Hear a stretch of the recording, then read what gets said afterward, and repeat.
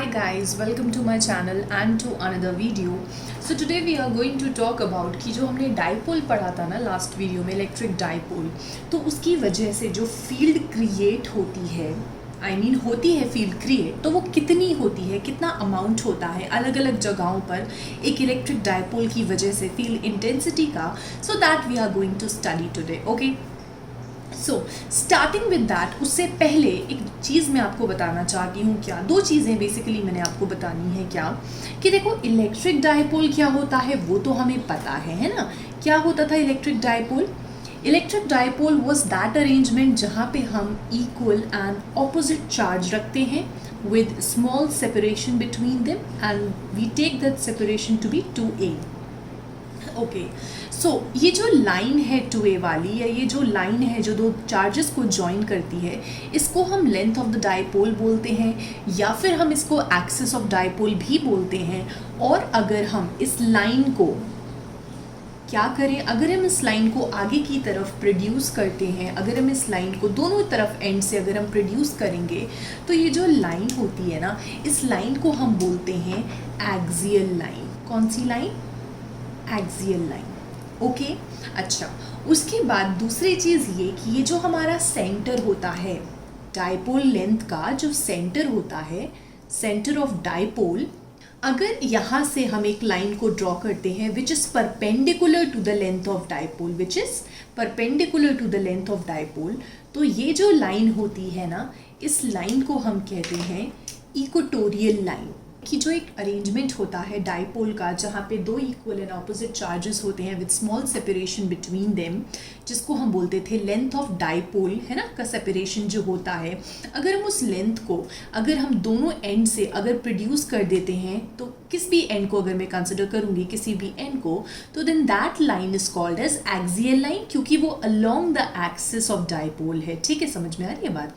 उसके अलावा जो हमारा सेंटर ऑफ डाइपोल होता है, अगर हम इस सेंटर ऑफ डाइपोल से एक लाइन को ड्रॉ करते हैं which is perpendicular to the length of dipole, then that line is called as equatorial line.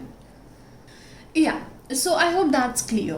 Okay, तो आगे बढ़ते हैं. Let's start with finding the field intensity due to an electric dipole on the axial line. ठीक है, तो अब हम क्या करने वाले हैं, हमारी जो पहली चीज़, जो पहली डेरिवेशन हम करने वाले हैं यहाँ पर, that is about कि हमने एक इलेक्ट्रिक डाइपोल ले लिया with charge -q and +q, ठीक है, on both the ends, on both the poles, और उसके बाद हम उसकी एक्सियल लाइन के ऊपर कोई एक पॉइंट P है, ठीक है, यहाँ पे हम टेस्ट चार्ज लेके आएंगे and that test charge is +1, यानी कि हम एक यूनिट पॉजिटिव टेस्ट चार्ज लेकर आए हैं एंड हम इस टेस्ट चार्ज से टेस्ट करेंगे इस डाइपोल की वजह से क्रिएट हुई फील्ड को. मतलब हम देखेंगे कि फील्ड एग्जिस्ट करती है क्या, और अगर करती है तो उसका कितना अमाउंट होता है.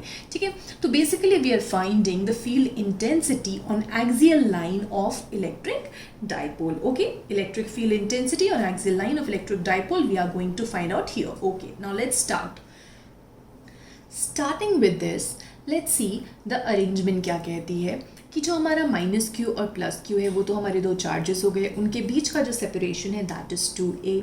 अच्छा, हम एक्सियल लाइन पे निकाल रहे हैं, तो हमने कोई एक कंसिडर कर लिया, कोई point. We have considered a point P जहाँ पे हम यूनिट पॉजिटिव टेस्ट चार्ज को डालेंगे फील्ड को टेस्ट करने के लिए, and that point P is at some distance r from the centre of dipole. समझ में आई ये बात? मतलब जिस पॉइंट पे हम निकालना चाह रहे हैं फील्ड को, that point is at a distance of at some distance r from the center of dipole. Center of dipole से नापा है हमने. Okay, so I hope that's clear. Okay. Now बारी बारी से हम क्या करेंगे, हम इस पॉइंट पे देखेंगे कि पहले इस चार्ज की वजह से कितना फील्ड लगता है, एंड फिर उसके बाद हम देखेंगे इस चार्ज की वजह से कितना फील्ड लगता है. तो फील्ड निकालने का जो फॉर्मूला है वो तो हमारा कूलाम्स लॉ वाला ही होगा. क्या था? E = 1/4πε0 q/r². क्या जनरल फॉर्मूला था? Let's write again. E is equal to 1/4πε0 into q/r², and that was our general formula. ठीक है, तो इसी फॉर्मूला को यूज करके we are going to find out the field at point P. Okay, so what I'm going to do is कि जो even होगा ना, even को मैं लूँगी electric field okay, so E one को मैं लूँगी electric field at P due to minus Q which is at A, and E two को मैं लूँगी electric field at P due to plus Q. Okay, so I hope that's clear for you. अच्छा, साथ ही साथ हम क्या भी करेंगे, सिंस हमें पता है कि इवन जो है that is a vector quantity, E two जो है वेक्टर क्वांटिटी है, मतलब electric field is a vector quantity, so we are going to write the direction with them as well. मतलब जो भी हम एक्सप्रेशन लिखेंगे ना उसके साथ हमने डायरेक्शन लिखनी ही लिखनी है। Okay, so I hope that's clear for you. अच्छा, पी पे अगर मैं देखूँ, ये एक पॉजिटिव चार्ज है, unit positive charge, let's say it is +1 coulomb. Okay, so it is a unit positive charge and यहाँ पर हमने रख रखा है माइनस क्यू। अब आप एक चीज़ बताएं कि ये जो क्यू है ये नेगेटिव है एंड दिस इज पॉजिटिव, तो ये एक फोर्स एक्सपीरियंस करेगा किधर की तरफ, towards the minus Q charge, towards the minus Q charge. तो अगर ये इस तरफ फोर्स एक्सपीरियंस करेगा तो जिस तरफ फोर्स की डायरेक्शन होती है ना उसी तरफ इलेक्ट्रिक फील्ड की भी डायरेक्शन होती है ना, यू नो अबाउट दैट। तो what we are going to say कि जो इलेक्ट्रिक फील्ड जो बनेगा, इलेक्ट्रिक फील्ड इंटेंसिटी जो एक्सपीरियंस किया जाएगा at point P due to charge at A, that is along P A की तरफ। ठीक है, I hope that's clear for you. Okay, so what we are going to write is कि जो E1 है हमारा, ठीक है, E1 हमारी जो फील्ड इंटेंसिटी है that is no doubt 1/4 pi epsilon naught into Q upon, क्योंकि मैग्नीट्यूड तो Q ही है। अच्छा, R क्या होता है, R इज द सेपरेशन। कौन सा सेपरेशन, जिस भी आप पॉइंट पे टेस्ट कर रहे हो और जिस चार्ज की वजह से कर दें दैट चार्ज इज एट ए, तो हमें पूरा PA वाला लेंथ लेना पड़ेगा ना, तो हम लिखेंगे PA का स्क्वायर एंड इसका डायरेक्शन किस तरफ होगा, that direction should be along PA, तो we will write the direction in bracket. या so I hope that's clear for you. Okay, PA की वैल्यू कैसे निकालें बताओ। PO जो है वो तो पूरा R है ना, A भी पूरा 2A है। अगर AO को मैं देखती हूँ तो वो कितना निकल के आता है, वो तो फिर A निकल के आएगा ना। तो इन दोनों को अगर आप ज्वाइन करोगे तो what you will get is 1/4 pi epsilon naught into Q upon PA की वैल्यू लिख दीजिए R प्लस A का whole square, and this is my E1 and that is along PA, and let it be equation number 1. So I hope that's clear for you. Okay, yeah, okay. Now similarly what we are going to do is हम similarly E2 निकालेंगे, E2 की value निकालेंगे। E2 is what? E2 is electric field at point P due to the charge which is at B, due to the charge plus Q which is at B, है ना। तो what we will do is E2 की value निकालेंगे। तो E2 की value कैसे निकालेंगे, 1/4 pi epsilon naught into Q upon PA की जगह what we are going to put, हमें यहाँ पे निकालना है इसकी वजह से, तो हम लिखेंगे PB। अच्छा जी, क्या बोला मैंने, E2 निकाला है हमने 1/4 pi epsilon not Q upon PB square, क्योंकि हम इस पॉइंट पे निकाल रहे हैं एंड इसकी वजह से निकाल रहे हैं, तो हम ये वाला सेपरेशन रखेंगे ना, PB का स्क्वायर। एंड डायरेक्शन बताइए क्या होगी, डायरेक्शन होगी अलोंग दिस, अलोंग BP, मतलब आप B से अगर P की तरफ जाओगे और BP को थोड़ा प्रोड्यूस करोगे तो that will be the direction. क्यों भैया, इसलिए क्योंकि this is positive charge, this is also positive charge, तो ऑब्वियसली यहाँ पे रिपल्शन होगा, फोर्स इधर लगेगी, तो जिस तरफ फोर्स लगेगी उसी तरफ इलेक्ट्रिक फील्ड को भी लगना है ना। तो what we will write along B, P is the direction. Okay, produce लगा दीजिए, नहीं लगाइए that's fine. Okay, so we have written like that. Okay, अच्छा BP की वैल्यू क्या होगी, BP या फिर PB की वैल्यू क्या होगी, बताइए ज़रा क्या होगी इसकी वैल्यू। देखिए, इतना तो पूरा R है ना, और इतना A है। अगर इतना A है तो दिस इज ऑल्सो A, तो आपने इतने में से इतने को सब्ट्रैक्ट कर दें तो हमें ये सेपरेशन मिल जाएगा। तो what we will do is we will write PB as R minus A. Okay, so we are, this was our rough work, so let's separate it out and ये हमारा आ जाएगा E2 is equal to 1/4 pi epsilon naught Q upon what was PB, PB क्या निकला हमारा R minus A का whole square, right, और ये हो गया हमारा, okay that's fine, along BP is the direction and make it equation number 2. Okay, so I hope that's clear for you. Okay, ना एक और चीज़ जो मैं आपने बताना चाहती हूँ, देखो E1 और E2 जो है, no doubt they are vectors, right. ये मैग्नीट्यूड निकाल रहे हैं ना, इलेक्ट्रिक फील्ड वेक्टर है, तो लेट्स से कि अगर ये वेक्टर इवन था तो मैंने इसका मैग्नीट्यूड निकाला है, I have calculated the magnitudes, okay. So so देखिए E1 एंड E2 जो हमने निकाले हैं, ये जो वेक्टर्स हैं, they are along the same line, no doubt कि इनका जो डायरेक्शन है इट इज़ जस्ट ऑपोजिट, ठीक है। E1 is along this and E2 is just opposite to E1, है ना। तो दोनों ऑपोजिट डायरेक्शन में हैं, but they are acting along the same line, they are collinear, they are lying on the same line. तो what we can say is कि जो हमारा E1 एंड E2 है, दे आर कॉलिनियर वेक्टर्स, ठीक है। They are collinear vectors and they are opposite in direction, so no doubt you are going to subtract them, ठीक है। अगर आप नेट निकालोगे तो ऑब्वियस ही बात है आप इनको वेक्टर एडिशन दोगे, है ना, वेक्टर एडिशन दोगे। लेकिन प्लस पॉइंट हमारे पास ये है कि हमने ज़्यादा दिमाग नहीं लगाना, क्यों, क्योंकि ये along the same line act करे। तो हमें सिर्फ ये देखना है इसमें कि E1 बड़ा है या फिर E2 बड़ा है। अगर E1 बड़ा होगा तो व्हाट विल हैपन, जो रिजल्टेंट डायरेक्शन आएगी वो अलोंग दिस ही हो जाएगी, E1 वाली हो जाएगी। लेकिन अगर E2 बड़ा निकला तो पूरी डायरेक्शन होगी that will B along E2 only, ठीक है। तो बेसिकली हमने सिर्फ इतना देखना है कि दोनों में से बड़ा कौन है, जो बड़ा निकलेगा उसी के अलोंग हमारी जो नेट फील्ड निकल के आएगी उसका डायरेक्शन होगा, हम उसी के अकॉर्डिंग निकाल लेंगे, है ना। तो देखते हैं कि बड़ा कौन है। अब एक चीज़ देखिए, आप मुझे खुद बताइए, R-A बड़ा होगा या फिर R+A बड़ा होगा, ठीक है। Just do a little rough work. एक बात बताएं, आप R-A बड़ा है या फिर R+A बड़ा है, which one is bigger? R+A is bigger, ठीक है, because you are adding something to R and you are subtracting the same thing from R, तो ऑब्वियस ही बात है R+A बड़ा है। तो इक्वेशन 1 और 2 को कंपेयर कीजिए और आप ये देखिए कि डिनोमिनेटर किसका बड़ा है। तो डिनोमिनेटर ऑब्वियस ही बात है इक्वेशन नंबर 1 का बड़ा है ना, क्योंकि ये डिनोमिनेटर R+A का स्क्वायर है, दिस इज R-A का square. Since R+A is greater than R-A, तो R+A का whole square is greater than R-A का होल स्क्वायर। इसका डिनोमिनेटर बड़ा हो गया और इसका डिनोमिनेटर छोटा हो गया। लेकिन जब आप इसको डिवाइड करोगे, ठीक है, जब भी आप किसी भी सेम क्वांटिटी को, सेम क्वांटिटी यहाँ पे क्या है, ये है, सेम क्वांटिटी यहाँ पे क्या है, ये है। तो जब भी आप सेम क्वांटिटी को डिवाइड करते हो किसी डिनोमिनेटर से, ठीक है, तो सिर्फ कंपैरिजन इतना होता है कि डिनोमिनेटर किसका बड़ा है किसका छोटा है। अगर जिसका डिनोमिनेटर बड़ा होगा तो वो जो रिजल्ट आएगा, जो क्वांटिटी निकल के आएगी, that will be smaller to the जिसका डिनोमिनेटर छोटा होगा। कहने का मतलब ये है कि सपोज कीजिए कि मेरे पास क्वांटिटी है 10, ठीक है, पूरा मिला के, I am just taking a rough example, ठीक है। न्यूमरेटर मेरा जो है वो 10 है एंड डिनोमिनेटर कुछ इस तरीके से है, 3 है एंड 2 है, ठीक है।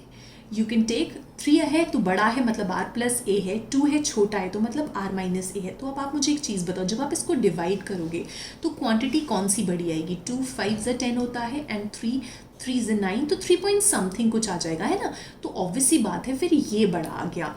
तो समझ रहे हो आप बात को, सिंस इसका डिनोमिनेटर छोटा है तो हमारे पास जो क्वांटिटी E2 आएगी वो बड़ी आएगी इन कंपैरिजन टू E1। तो आई होप आपको ये चीज़ तो क्लियर हो गई होगी, ठीक है। तो we can conclude that therefore हमारा जो मैग्नीट्यूड है E2 का, our magnitude of E2 is greater than magnitude of E1, है ना। एंड प्लस टू दैट एक और चीज़ कि दे आर कॉलिनियर वेक्टर्स, ये कॉलिनियर वेक्टर्स हैं, ठीक है। कॉलिनियर वेक्टर्स मतलब वो वेक्टर्स जो सेम लाइन के अलोंग काम कर रहे हैं, ठीक है। तो उनको ऐड करने में हमने ज़्यादा दिमाग नहीं लगाना। They are collinear vectors and they are acting in opposite direction, ठीक है जी। तो they are acting in opposite direction, they are collinear vectors and mod of E2, magnitude of E2 is any day greater than mod of E1, magnitude of E1। तो what we will say is कि जो net electric field intensity हमारी आएगी, जो net electric field intensity हमारी आएगी, magnitude of E जिसको हम बोलेंगे, that will B magnitude of E2 minus magnitude of E1। Simply हमने क्या करना है, इक्वेशन 2 से इक्वेशन 1 को सब्ट्रैक्ट कर देना है, ठीक है। तो what we are going to do is 1/4πε0 Q/R minus A का होल स्क्वायर, ठीक है, इसको हम पूरा माइनस करेंगे 1/4πε0 इंटू Q/R+A का whole square. Now let's see क्या होता है। देखिए 1/4πε0 q 1/4πε0 q तो आप कॉमन ले लोगे, है ना। तो इसको मैं बाहर ले लेती हूँ एक बार, एंड अंदर जो हमारे पास बचेगा उसको मैं एक साथ लिख लेती हूँ, r माइनस ए का होल स्क्वायर माइनस 1/r+a का होल स्क्वायर। या I hope that's clear for you. अच्छा, अब उसके बाद हम क्या करेंगे, हम इसको सॉल्व कर लेंगे step by step. Let's solve it out. अच्छा जी, यहाँ पे एलसीएम लेंगे तो what we are gonna see is it becomes r² minus a² का whole square, and this is ऊपर r+a का whole square minus r minus a का होल स्क्वायर। या I hope it's clear till here. क्या था हमारे पास 1/4πε0 into Q. अच्छा जी, r+a का whole square minus r minus a का whole square upon r² minus a² का whole square. It was something like this. ठीक है, अब हम क्या करेंगे, ये हो जाएगा 1/4πε0, दिस इज क्यू, अंदर आ जाएगा हमारे पास 4ar, कैसे r² plus a² plus 2ar, minus करोगे फिर ब्रैकेट में r² plus a² minus 2ar, minus minus plus हो जाएगा, बाकी सारी चीज़ें कैंसिल हो जानी है, and we will get something like this. I hope that's clear for you. Okay, तो अब हम ना एक चीज़ करेंगे, क्या करेंगे हम 1/4πε0 इंटू क्यू, तो है एक चीज़ करेंगे, क्या क्यू लिखेंगे ऐसे, 4a को ना हम ब्रेक करेंगे, कैसे 2a इंटू 2r करके लिख सकती हूँ क्या मैं, अपॉन r² माइनस a² का होल स्क्वायर।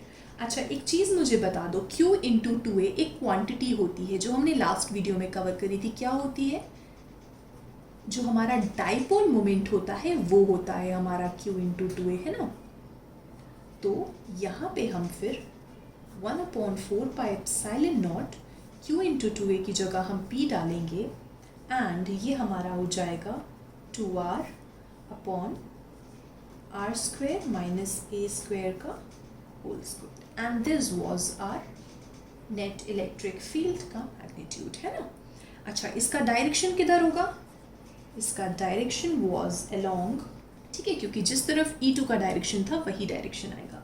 तो ये जो है, ये हमारे पास एक फॉर्मूला आ गया नेट इलेक्ट्रिक फील्ड का, नेट इलेक्ट्रिक फील्ड इंटेंसिटी का due to an electric dipole on the axial line. ठीक है, समझ में आ गई ये बात। अच्छा, एक और चीज़ जो मैं आपसे डिस्कस करना चाहती हूँ यहाँ पे, वो ये कि अगर एक इसका स्पेशल केस है वो मैं आपको बता देती हूँ, कि अगर मैं डाइपोल को शॉर्ट डाइपोल ले लेती हूँ, ठीक है, if the dipole is short, if the dipole is short होने का मतलब क्या है, जो लेंथ ऑफ डाइपोल है that is very small, ठीक है, मतलब कि जो हमारा लेंथ ऑफ डाइपोल है वो बहुत बहुत कम हो जाता है r से, मतलब r is the observation point, उस पॉइंट p से, ठीक है, वो r की जो वैल्यू है that is very much greater, या फिर हमारा जो लेंथ ऑफ डाइपोल है that is very much smaller. तो आप क्या करोगे, अगर 2a बहुत कम है तो a तो एनीवे कम हो ही जाना है ना। तो इस केस में हम क्या करते हैं, हम नेग्लेक्ट कर देते हैं कौन से फैक्टर को, we will neglect a।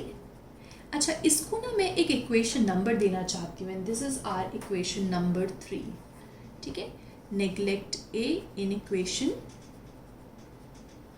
3। okay, so what we are gonna get is mod of E is equal to 1/4πε0 p into 2r upon what, r² minus a² था, a को हमने नेग्लेक्ट करना है, ठीक है, a की जगह हम कुछ नहीं पुट करेंगे, एंड दिस बिकम्स r की पावर 4, ठीक है। तो r की पावर 4 कर दिया, एक r से एक r कैंसिल हो जाएगा, and we will get 1/4πε0 2p upon r³, ठीक है। तो ये चीज़ हमें मिल जाएगी, and let's say this is equation number 4। ये कैसा है, ये कब के लिए है, जब हमारा डाइपोल शॉर्ट होगा, ठीक है, जब हमारा 2a is very much less than r।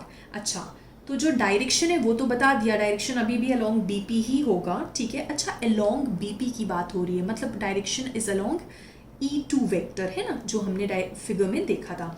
अच्छा, वो उस पर जाने से पहले अभी एक बार और डायरेक्शन की बात करेंगे, लेकिन उससे पहले एक और चीज़ मैं बताना चाहती हूँ, वो ये कि आप एक चीज़ देखो, जो E है हमारा वो इन्वर्सली प्रोपोर्शनल किसके हो गया है, r³ के हो गया है। यहाँ से हम ये बोल सकते हैं कि हमारा E is inversely proportional to किसके, r³ के। आपको याद है जब हम एक पॉइंट चार्ज की वजह से इलेक्ट्रिक फील्ड निकाल रहे थे, तो that electric field was inversely proportional to r² के। एंड यहाँ पे हमें एक डाइपोल की वजह से on the axial line electric field intensity आती है इन्वर्सली प्रोपोर्शनल टू r³ के। So I hope that's clear for you now, है ना। Okay, so let it be question number 4। Okay, अच्छा, बात कर रहे थे डायरेक्शन की, एक बार और बात कर लेते हैं। डायरेक्शन वाज अलोंग कहाँ, BP के। अच्छा, एक बार ज़रा वो फिगर देख लो वापस से, जो फिगर बनाया था, दिस फिगर। ओके, BP के अलोंग, मतलब आप इस डायरेक्शन में अगर जाओगे, दिस डायरेक्शन अलोंग BP, आपको इस डायरेक्शन के अलोंग मिलेगा क्या, नेट फील्ड का डायरेक्शन। ओके, अच्छा, हमने एक बात करी थी डाइपोल मोमेंट के बारे में। डाइपोल मोमेंट तो हमें पता है क्या होता है, Q×2a। तो डाइपोल मोमेंट का जो डायरेक्शन था that was also from -Q to +Q।